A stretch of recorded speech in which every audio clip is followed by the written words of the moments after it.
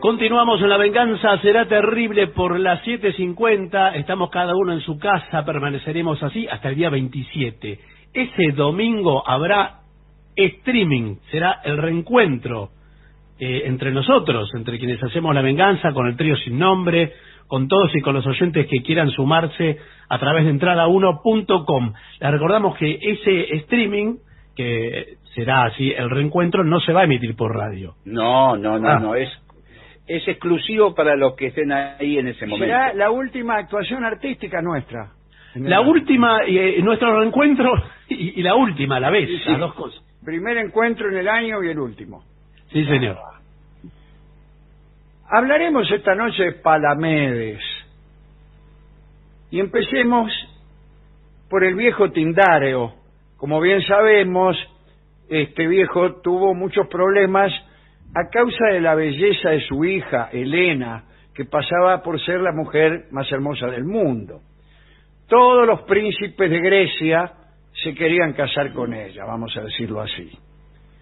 Y siguiendo un consejo de Ulises, para evitar encontronazos, Tindáreo reunió a todos los príncipes y les hizo prometer que respetarían la decisión de la propia Helena, y que incluso apoyarían al príncipe elegido si alguno quisiera hacerse el loco, ¿no? Imagínense. Sí.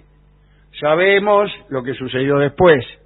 Helena eligió a Menelao de Esparta. Se casaron, fueron felices, hasta que apareció Paris, que la raptó y se la llevó a Troya. Tindáreo recordó entonces a los príncipes la promesa, el juramento que habían hecho. Y así empezó la guerra de Troya. Hoy hablaremos de uno de los protagonistas de esa guerra, un hombre astuto e ingenioso llamado Palamedes. Era uno de los 3 hijos de Nauplio, el navegante. Cuando se produjo el rapto de Helena, Palamedes consoló a Menelao y trató de calmarlo. Después viajó a Troya junto a Menelao y Ulises para tratar de resolver el conflicto de forma pacífica. Y luego integró una segunda embajada, donde vio que la guerra parecía como inevitable. Y en ese momento, cuando todos los antiguos pretendientes de Helena se disponían a dirigirse a Troya para recuperar a la joven, Ulises, pese a estar comprometido por el juramento, trató de hacerse el chancho rengo. Y cuando Menelao y Palamedes lo fueron a buscar, se hizo el loco, se hizo. Había atado a su arado juntos un asno y un buey. Sí. Y estaba sembrando sal.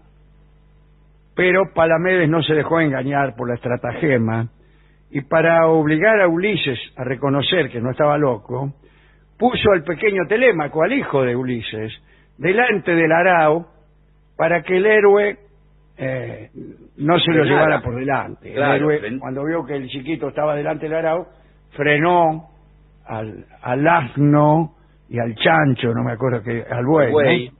Bueno, y entonces Palamedes le dijo, ve que no estás loco. Y entonces lo mandaron a la guerra, tuvo que ir a la guerra.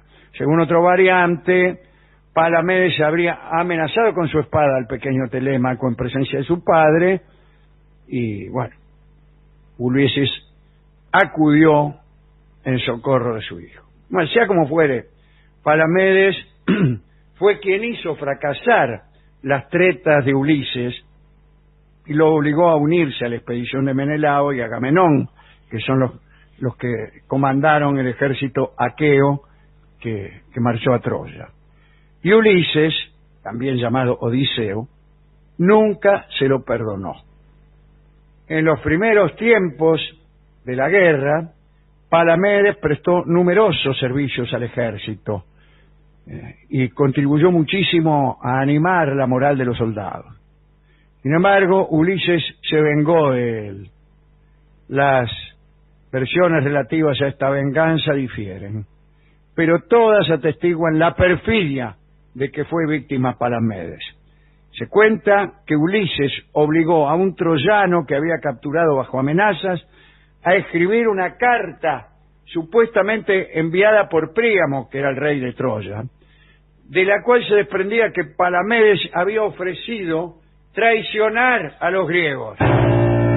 Opa. Después, el mismo Ulises, ¿no?, sobornó a un esclavo de Palamedes para que escondiera oro abajo la cama de su amo. Y finalmente hizo circular toda la carta, esa supuesta carta, por todo el campamento. Esta carta finalmente fue leída por Agamenón, el jefe, quien mandó detener a Palamedes y se lo entregó a los troyanos, que lo lapidaron. Otros dicen que Ulises y Diomedes, fingiendo que habían descubierto un tesoro en un pozo profundo, dejaron que Palamedes se metiera, sujeto a una cuerda, y después le cortaron la cuerda y le empezaron a tirar piedra desde arriba. También dicen que lo ahogaron en una expedición de pesca, y no faltan quienes afirman que Paris, que era el hijo del rey de Troya, de Príamo, lo mató con una flecha. Ni siquiera han podido ponerse de acuerdo en si murió en la colona troyana, o en Gerestos, o en Ténedos, pero tiene un altar de héroes cerca de Metima Lesbia. Palamedes se había ganado la gratitud de sus compañeros por la invención de los dados. Palamedes inventó los dados, señores, con los que, bueno, todos mataban el tiempo delante de Troya, ¿no?, mientras duraba el sitio. El primer par de dados lo dedicó en el templo de Tique, en Argos, la suerte. Todos envidiaban la enorme sabiduría que tenía Palamedes, porque también había inventado otras cosas: los faros, la balanza. Un genio. Las medidas, el disco fonográfico, ¿no es cierto? No, ¿O no? No. El disco que arrojan los discóbolos. Claro. El alfabeto también, ya que estamos. Y el arte de apostar centinelas. Cuando el papá de Palamedes se enteró del asesinato, Nauplio se llamaba, recordemos, se embarcó para Troya y exigió una satisfacción. Habló con Agamenón, y Agamenón lo sacó vendiendo almanaque. Le dijo: yo acá no le doy nada. Y Nauplio, enojadísimo, se volvió a Grecia con su hijo superviviente, se llamaba Éax, y llevó falsas noticias a las mujeres de los asesinos de Palamedes, diciendo a cada una de ellas: tu marido va a regresar trayendo consigo una concubina troyana como su nueva reina. Algunas de estas esposas infelices se suicidaron inmediatamente. Otras cometieron adulterio, como Clitemnestra, la esposa de Agamenón, con Egisto. No Egipto, Egisto se llamaba el tipo. Y no solo cometió adulterio, sino que planeó la muerte de su esposo junto con su amante, ¿no? Egialea, la esposa de Diomedes, cometió adulterio con Cometo. Y Meda, la esposa de Idomeneo, cometió adulterio con Leuco. Leuco, contrariamente a lo que se cree en los medios, era hijo del autómata. ¿Se acuerdan de Talos? El autómata que daba vuelta a la isla de Creta y hacía una vuelta por día para controlar sus costas.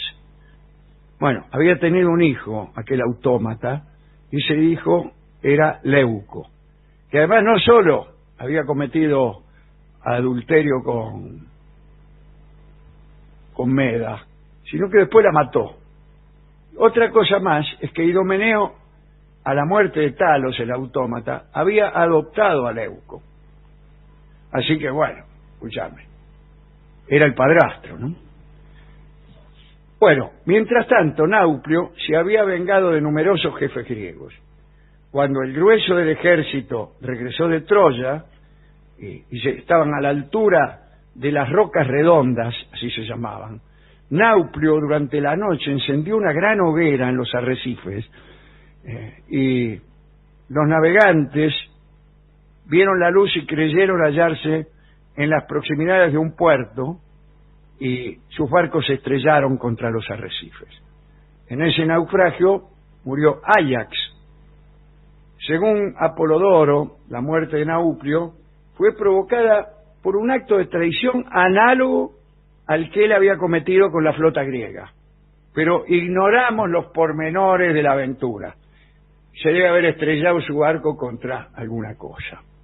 Se contaba también que cuando su tentativa de arrojar a Penélope en brazos de sus pretendientes, fue engañado Nauplio por Anticlea, que era la mamá de Ulises. Esta vieja le había anunciado la muerte de uno de sus hijos, y Nauplio, lleno de dolor, se había suicidado. Ustedes dirán, pero ¿cómo? ¿No era que...? Bueno, son distintas versiones. Esta es la historia de Palamedes, un gran inventor de todas las cosas en general en Grecia, así como Tesla es en los tiempos modernos el autor de todos los inventos, responsable de todos los inventos, menos unos pocos que supuestamente fueron hechos por Edinson Cavani, el centrodelantero del Manchester. Bueno, vamos a escuchar, para ilustrar esta historia, que es una historia de faros. Están los faros que inventó Palamedes, y están los falsos faros que utilizó Nauplio para su venganza, y para encender esos faros hacían falta, me imagino yo, fósforos, que no fueron inventados sino hasta unos 2000 años después. Escucharemos La luz de un fósforo, en la versión estupenda de Horacio Molina.